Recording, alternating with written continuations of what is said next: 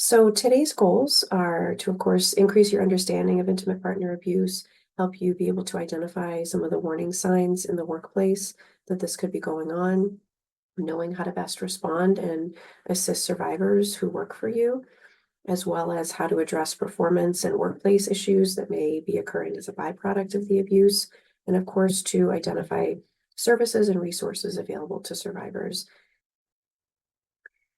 So I want to start by just getting us kind of on the same page about what we're talking about when we say intimate partner abuse or domestic violence. And I'll be kind of using that terminology interchangeably today. This is the definition the EAP uses, and I really want to highlight three main components here that we're talking about a pattern of behavior, not just somebody having a bad day, and being cruel to their partner.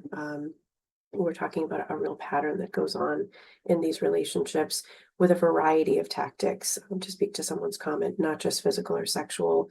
There's often emotional and psychological abuse going on, isolation, threats, and harassment can be involved. We tend to just focus on the physical or sexual violence when we think of domestic violence, but there's much more going on under the surface.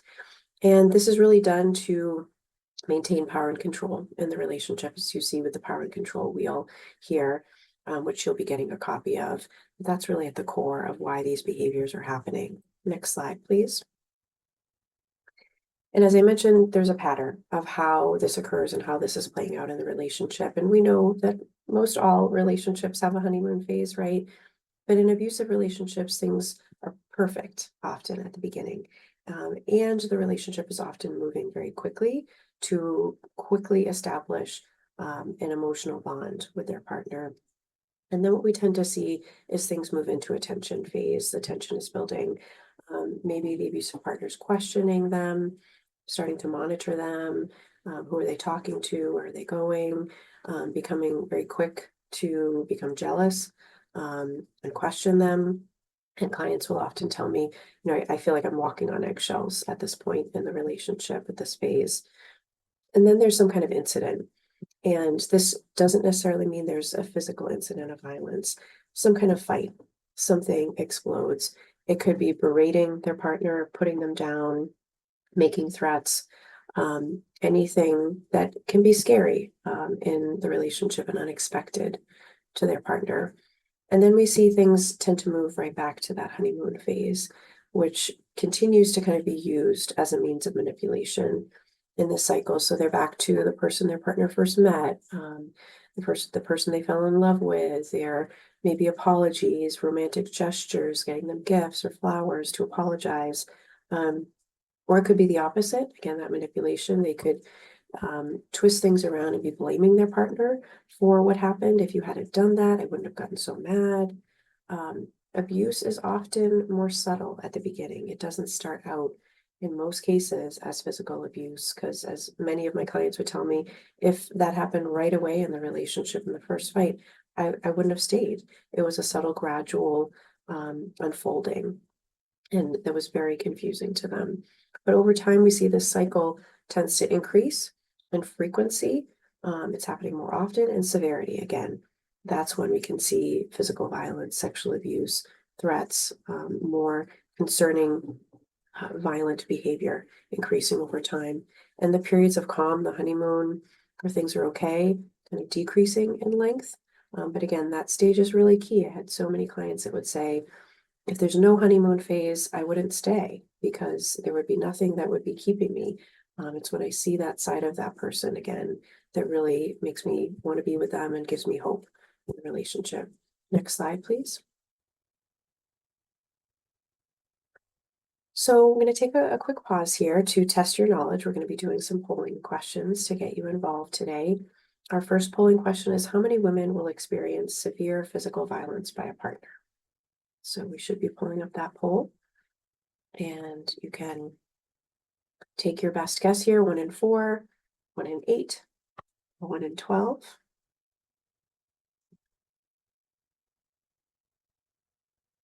Give this another minute.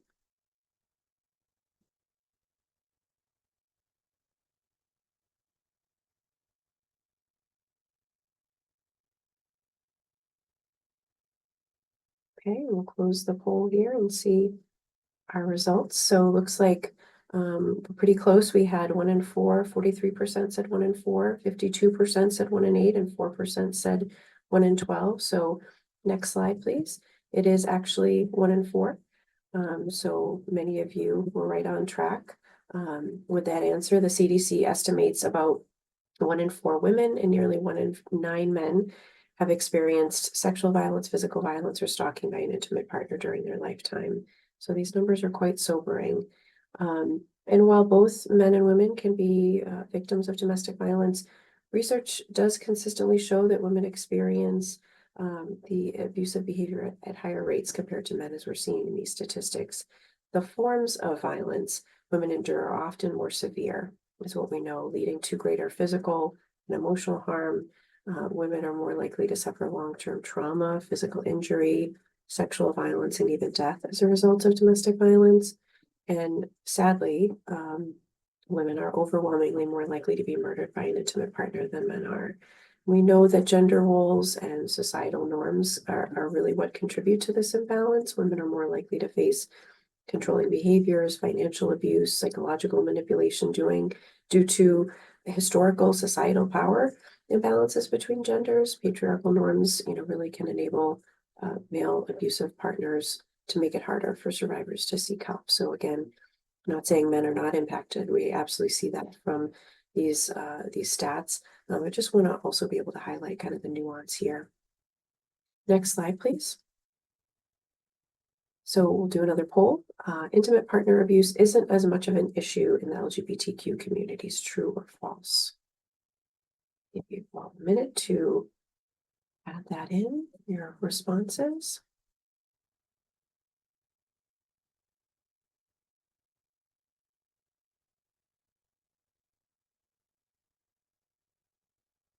Okay, and we can close the poll and folks have a chance. All right, great. So we had a lot of, we had 100% right here.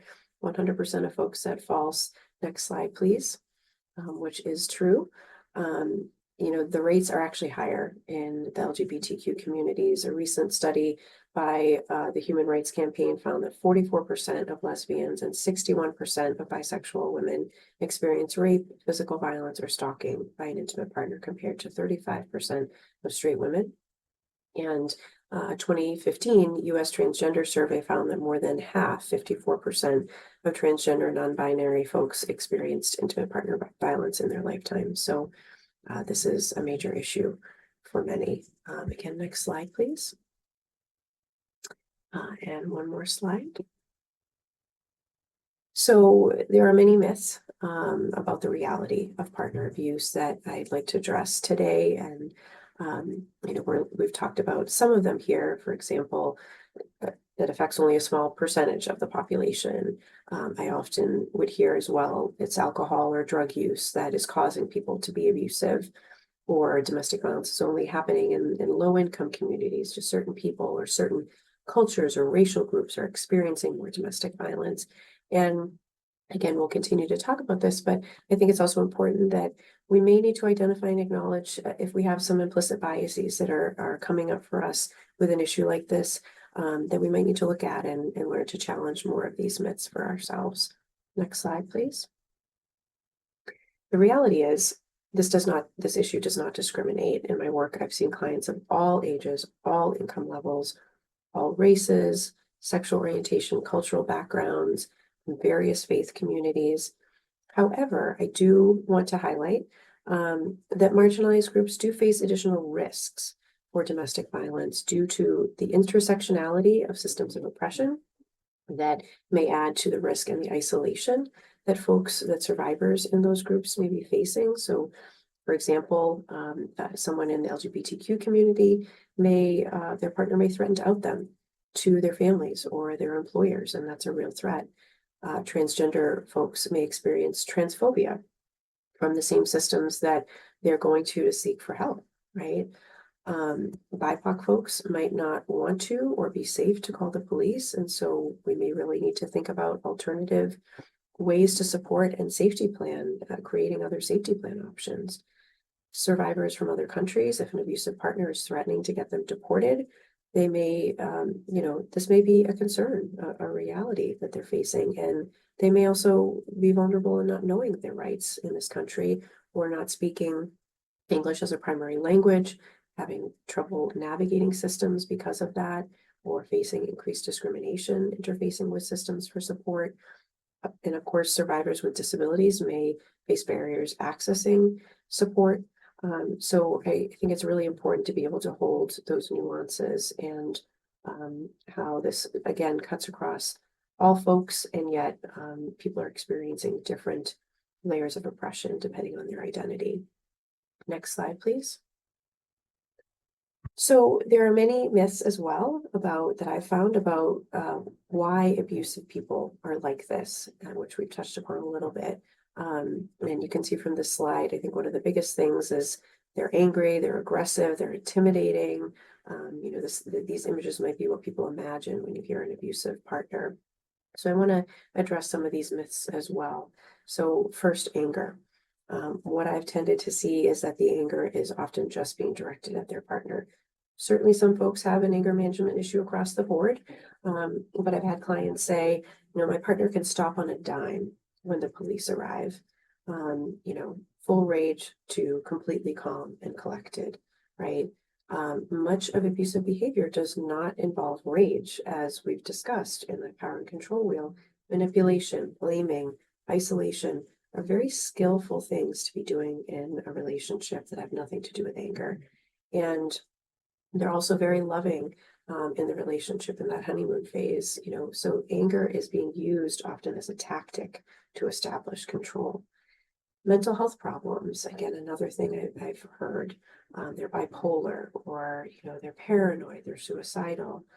And if this were the case, we would tend to see that that's spilling over into every aspect of their life. They would be paranoid about many things, not just whether their partner is cheating on them, and being obsessively jealous and checking to see who they're talking to all the time. They'd be expressing suicide ideation in different situations, whereas I'll often hear that comes up only as a threat when their partner is saying they want to leave the relationship and they're losing control. And as a result, we often see that abusive partners are sent for psych evals, sent inpatient or to the ED, rather than to programs like batterers intervention programs, which is what's actually needed to support changing their behavior. I've also often heard, well, it's alcohol or drugs that is causing their abuse. They become violent when they're under the influence. And yes, many folks, again, can have both occurring, a substance use issue and be abusive, just like mental health, but it's not the cause of their abusive behavior. Many abusive people get clean and sober, and they are still controlling their partner. They're still manipulative. They're still threatening their partner. So maybe the risk of physical violence has gone down, but the underlying controlling behaviors have not. So again, increases risk, but not causing the abusive behavior. And then finally, lack of skill. People say, well, they just can't communicate their feelings. They can't express themselves, express their emotions. And again, in my experience, these folks are very skilled. My clients will say, he or she is a master manipulator. They know how to talk their way out of anything. They know how to be very well liked, be very charming outside of the relationship. They know how to get what they want. And that actually requires quite a bit of skill. The reality is that the majority of abusive people are actually well liked, well regarded, again, charming, can present themselves well. And my clients have said over and over again, if you met my partner, you would like them. And so this really adds to that isolation they're feeling and the fear of not being believed by anyone that they might share. This is actually what's going on in the relationship. Next slide, please. So why are people abusive then? We really see in the research that domestic violence is a learned behavior through observation, through experience in families and communities. It's also reinforced by our society and culture. When there's cultural acceptance in systems to not hold abusive folks accountable, and doing things like blaming the survivor instead, right? That perpetuates this issue. And we know this is really about someone's belief system, the belief that they have a right do have power and control in their relationship. There's a great deal of entitlement and feeling justified that abusive folks walk around with. I'll never forget an example of a client telling me that she had to call the police one night, and the next day her partner went to the police department to file a complaint against the police because how dare they come to his apartment in response to her calling. So feeling completely above the law and entitled to go complain to the police for doing their job. So this entitlement really is exacerbated when someone has not been held accountable by their actions, right? They've never had a consequence. They've never been held accountable by family, friends, or the legal system, and that just gets inflated. So they really learn defenses around minimizing, denying, blaming their partner oftentimes. My clients will say nothing is ever their fault. I think it's also important to just name that abusive folks tend to look for, because they again do have skills in really being able to size up someone's vulnerability and use it to their advantage. And who of us does not have vulnerabilities, right? We all do. Some vulnerabilities could be someone having a disability, someone having a trauma history, having challenges with parenting, using those things to chip away at them, to get away with their behavior, to disempower their partner over time. Next slide, please. So in my work with survivors, I would often hear over and over again, and in trainings and in talking to people about the work I did, one of the first questions people would say, why do they stay? And on the surface, it's an understandable question, right? This is a bad, unhealthy relationship. Why doesn't somebody just leave? And this can also be a question survivors get all the time. And it comes across, maybe there's good intention, but it comes across as kind of a judgment or blaming. I think the real question we should be asking is, what is keeping someone stuck in one of these relationships, right? This hashtag why I stayed years ago was a hashtag that came up on Twitter of survivors bravely sharing all the reasons as to why they were stuck and why they stayed to help educate. So shame and blame, I think, are top of the list. Blaming themselves. They're getting blamed by their partner. They're getting blamed by their community, by society, and they keep working to see if they can make it better. And that certainly impacts them reaching out for support if we're feeling blamed and shamed, right? Feeling confused and ambivalent. If somebody is hurtful and then loving, remorseful in that cycle, it's extremely confusing. And most clients will say they love their partner, they just want the abusive behavior to stop. They really think the honeymoon phase is their true partner, and they just want things to go back to that and stay that way. And again, their partner's often promising to change and giving them hope that that will happen. I'll go to therapy, I'll go to treatment, I'm going to seek support. Feeling depressed and isolated. Abuse chips away at someone, and we know there are high correlations to depression, anxiety, PTSD, being emotionally drained, having self-esteem decrease. All of that makes it very hard for someone to act and to do something about their relationship, especially if their world has become so narrowed and small, which so many people would tell me that over time it was smaller and smaller.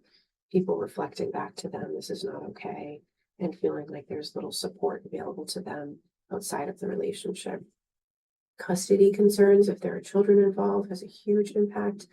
I have heard it many times where a partner is threatening to get custody, to take the children, and I've seen cases where this does in fact happen. Abusive people can be very good, again, at using those vulnerabilities to say, this is not a healthy parent. I'm a better parent to be taking care of these children, and them presenting and looking better in court than their partner who is worn down by what has happened.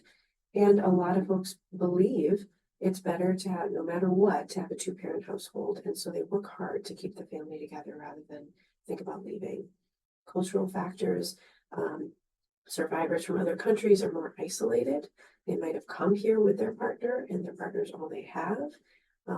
And again, we've talked about the threats to deport or to get them in trouble legally in a country that they're not familiar with.